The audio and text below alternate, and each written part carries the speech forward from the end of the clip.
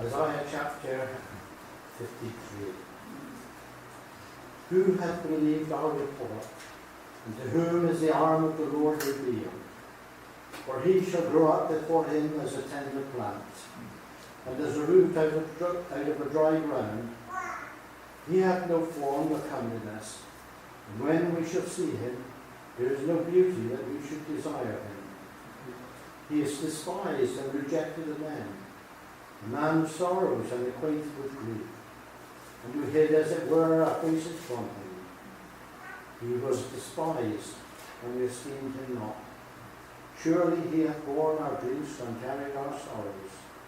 Yet we did esteem him stricken, smitten of God, and afflicted. But he was wounded for our transgressions. He was bruised for our iniquities. Chastisement of our peace is upon him. With his stripes we are healed. All we like sheep have gone astray. We turned every one to his own way, and the Lord hath laid on him the iniquity of us all. He was oppressed, and he was afflicted, yet he opened not his mouth. He is brought as a lamb to the slaughter, and as a sheep before her shearers is dumb, so he openeth not his mouth. He was taken from prison and from judgment, and who shall declare his generation? For he was cut off out of the land of the living. For the transgressions of my people was he stricken. And he made his grave with the wicked, and with the rich in his death, because he had done no violence, neither was any deceit in his mouth. Yet it pleased the Lord to bruise him. He hath put him to grief. When thou shalt make a soul an offering for sin, he shall see his seed, he shall prolong his days, and the pleasure of the Lord shall prosper in his hands. He shall see the travail of his soul, and shall be satisfied. By his knowledge shall my righteous servant justify many, for he shall bear their iniquities. Therefore will I divide him a portion with the great, and his soul, he shall divide the spoil with the strong, because he hath poured out his soul unto death.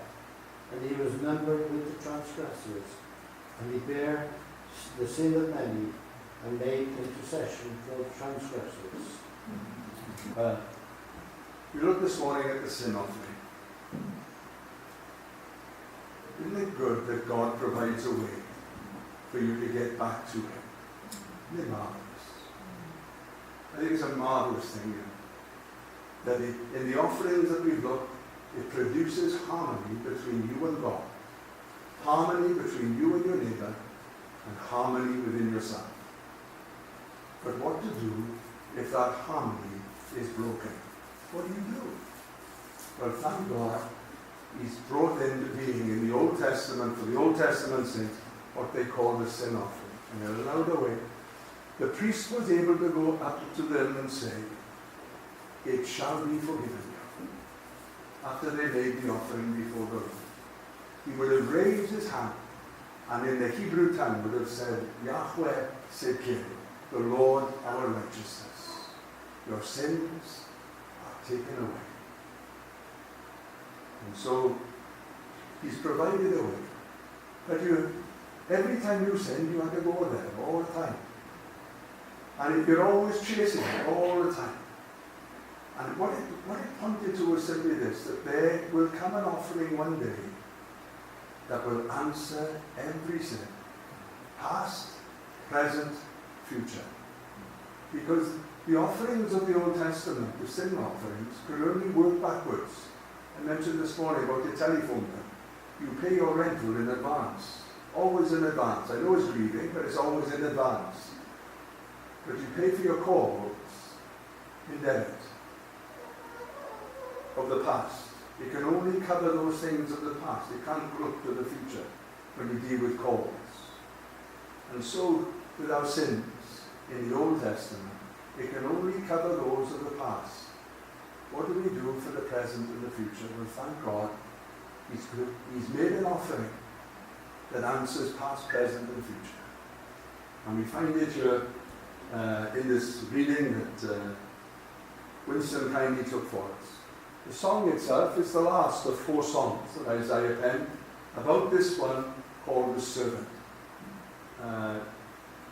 The Hebrew writers argue about, is it one person, the servant, or is it 2 persons? They say that it's the suffering servant, and they call him Joseph.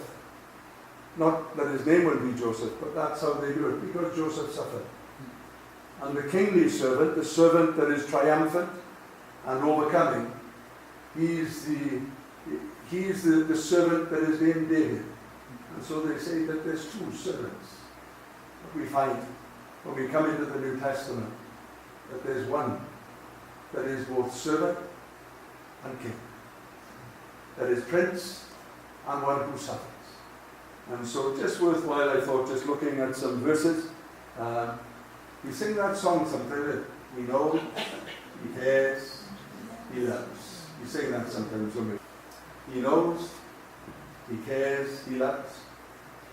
This one would be, he shall, he was, and he has. I think that's what it is. No. He shall, he has, and he was. And we'll just look at some of the things. The song actually starts in Isaiah 52. That's where the song really starts. And so the writers of Scripture, the chapters have made an error there, that it starts in chapter 52, verse 13. And it says this, speaking of the servant, behold my servant, he shall deal prudently, he shall deal wisely, he shall deal prosperously. The Hebrew mind, so you say, well, how can you say that? How can it be all that in one? The Hebrew mind thinks this, if you're wise, you prosper. And if you prosper, it's because you're wise. And that's how you get the two meanings. They run together like that. Behold my servant, he shall deal wisely. He shall be exalted. He shall be extolled. He shall be very high. Isaiah doesn't see him as the suffering servant first. He sees him as the victorious servant. Exalted, extolled, and very high. He is soon to be told of news that this servant is going to suffer much. But the Lord goes before sometimes to shield and to protect. And sometimes he allows us to perceive something that maybe others can't see. And you can go through a difficult time and yet have that peace within your heart, knowing that the Lord has prepared you. It all will be well in the end. I don't mean that every story ends happily ever after. I don't mean that at all. But the Lord has this wonderful ability of going before. I remember Owen when she used to come. Remember Owen? She's 96 now, I think. Owen, she was a nurse. And she was cycling to work when her boy Roger was but a lad. He was a brilliant student. Wonderful success in his O-levels and in his A-levels, or going towards his A-levels. And in his A-levels, he suffered a nervous breakdown. It's amazing how the nerves can affect such a youngster, isn't it? You tend to think of that affecting only certain types of... It's no respecter of persons. No respecter of persons. And she's cycling to work, and the Lord warned her that for a certain amount of time there would be difficulties. But just the mention of the time period that God gave to her.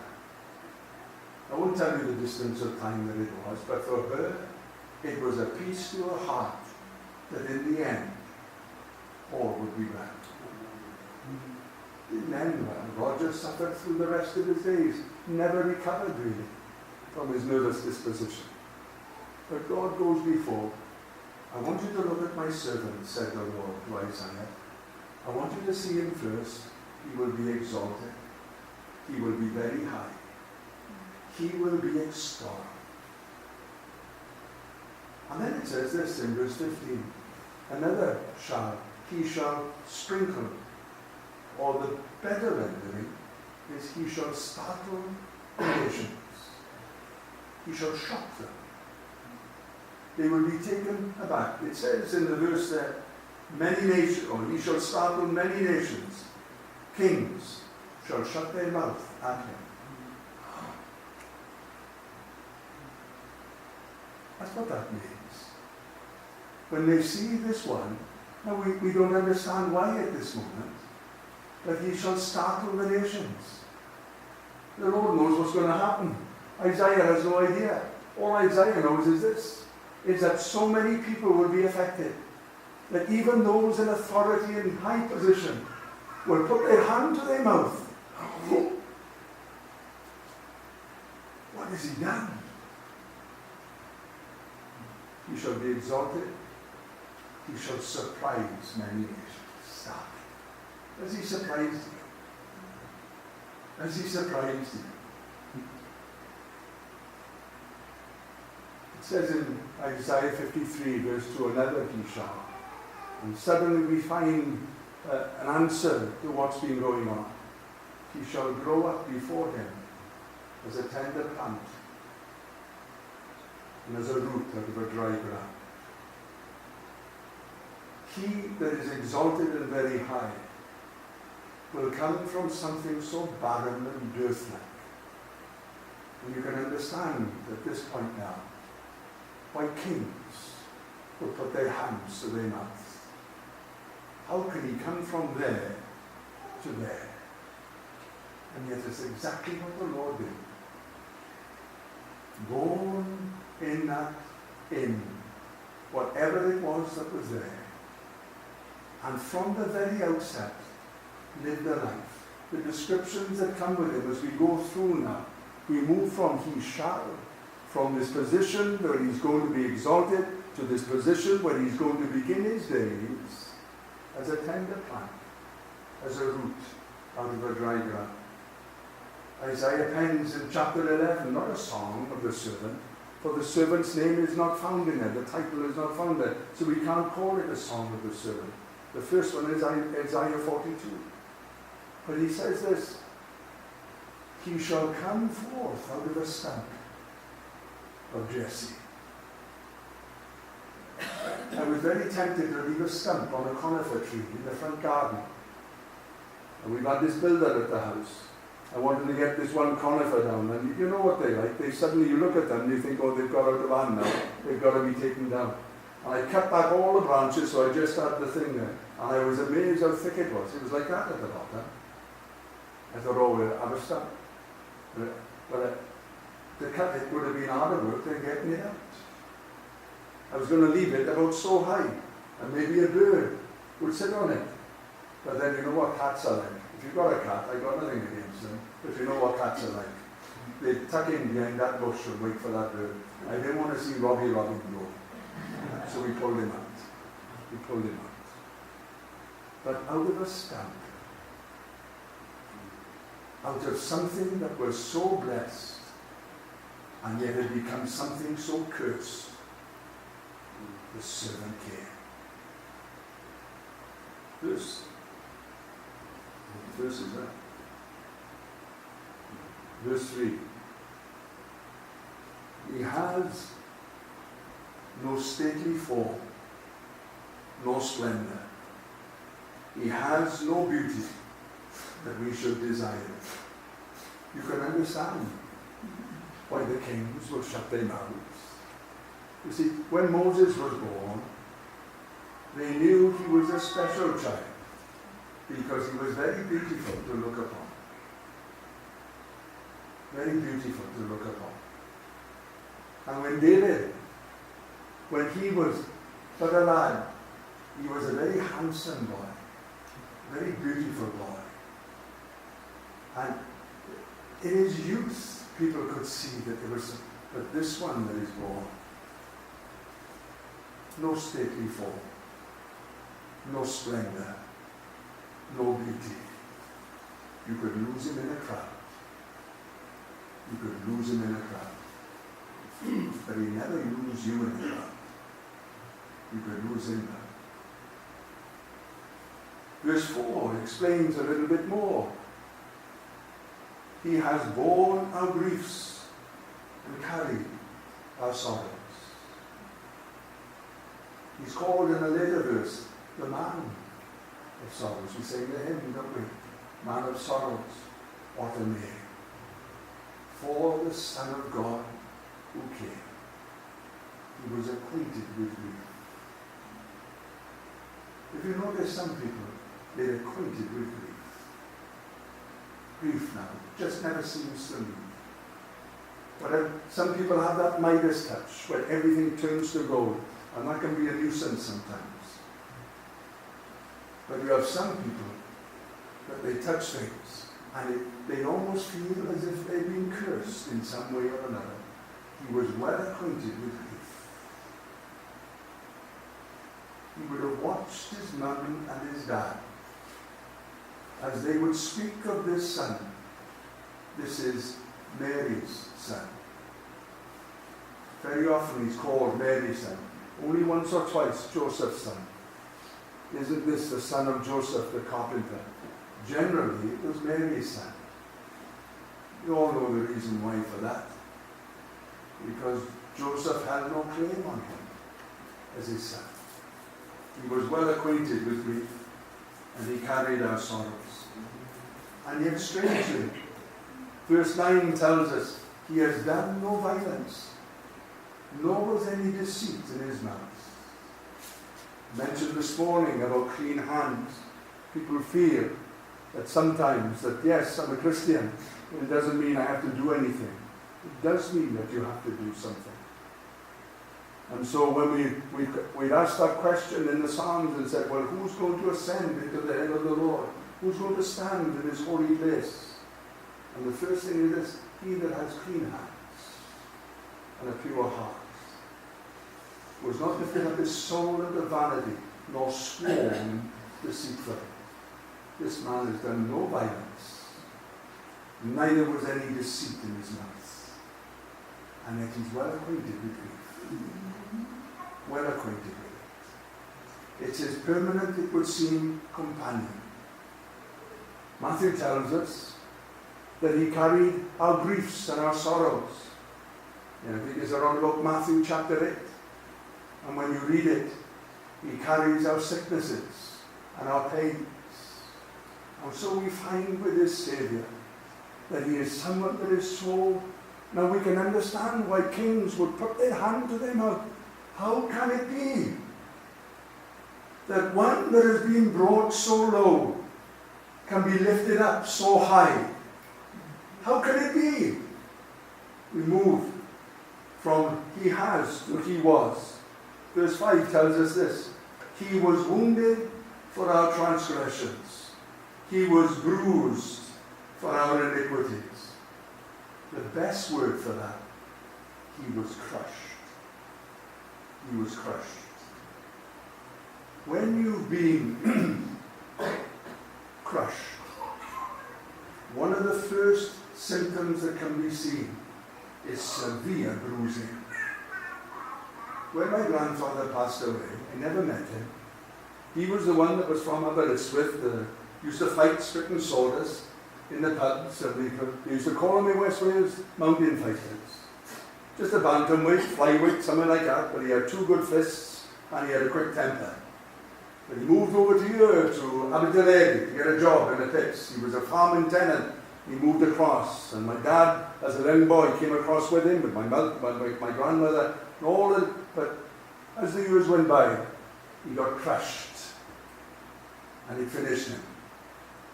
And one of the great things that went with this crushing was incredible bruising. He got caught between a tram and the end of the line, and it slammed into him. It didn't last long after. Tremendous bruising. He was crushed for our iniquities. The pressure that was there. Verse 7 to 8 says this. He was oppressed. He was afflicted. He was led as a lamb to the slaughter. He was taken from prison and from judgment, and he was cut off from the land of the living. That word cut off means a violent death. He suffered a violent death. He was cut off from the land of the living. You can understand why the kings put their hand to their mouth How can it be that one that is exalted so high can come from such a low position, and yet even coming from such a low position can walk through the darkest of valleys of violence, oppression, of bruising, and of wounding? All those things came to this servant. He was cut off. In the New Testament, an Ethiopian was making his way from Jerusalem. He had gone up there to worship. There was something missing, you know. Something missing. He's on his way back.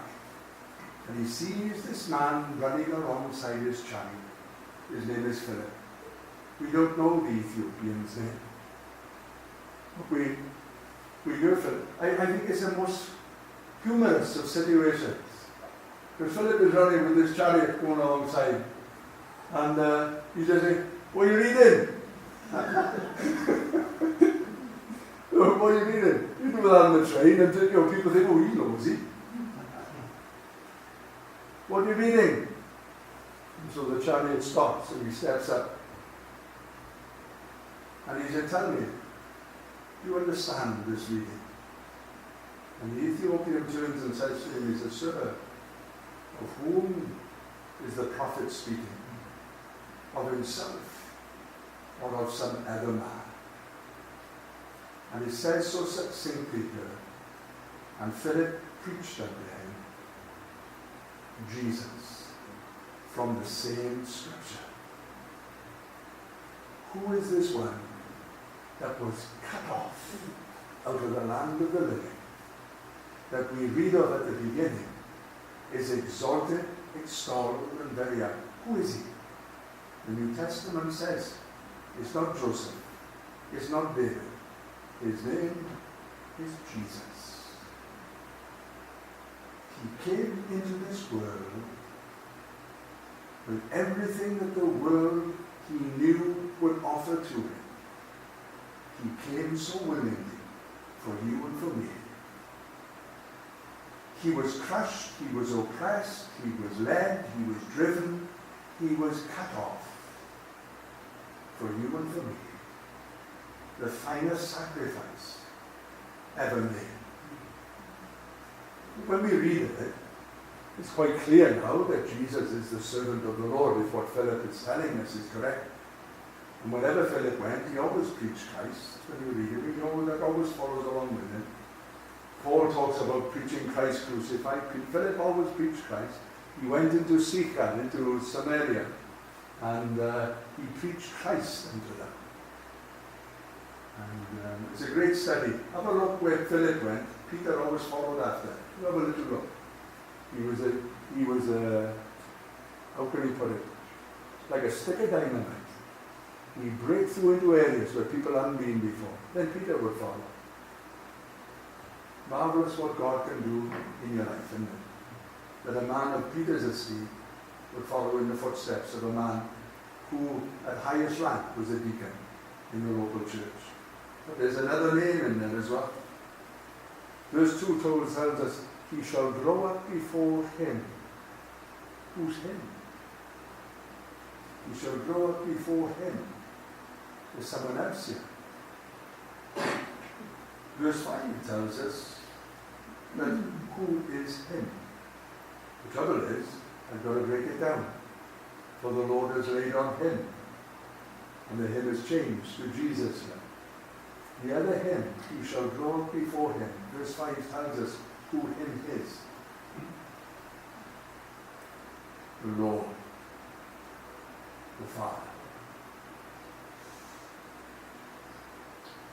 The Lord has laid on the servant the iniquity of us all.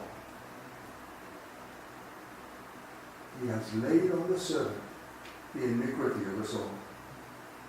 Astonishingly, verse 10, it pleased the Lord to bruise the servant. He has put him to grief. We talk of this harmony, don't we? To be in harmony with God is a wonderful thing. To be in harmony with your neighbor is a wonderful thing. And it's horrible to have disharmony. Some people are happy with it. I don't understand how. I don't understand how you can be content with disharmony. You can have harmony with yourself, but then that harmony can be broken. The Father and the Son, perfect harmony. Perfect harmony. Nothing the Son did, nothing he did, broke the harmony. Nothing he did broke the harmony. Granted, the harmony was broken, but that was when the iniquity of us all was laid upon him. That was at the Father's instigation. Verse 10 says this. This is a lovely thing. Reading that he shall be cut off. He shall die a violent death. But verse 10 says, the Lord, he shall see his offspring. He shall see his offspring. You belong to Jesus. Congratulations to Barbara, her 6th great-grandchild today. Tilly. Rita's in there now. I could have said, remember Tilly. If she follows the Tilly I know, she'll be a lovely kid.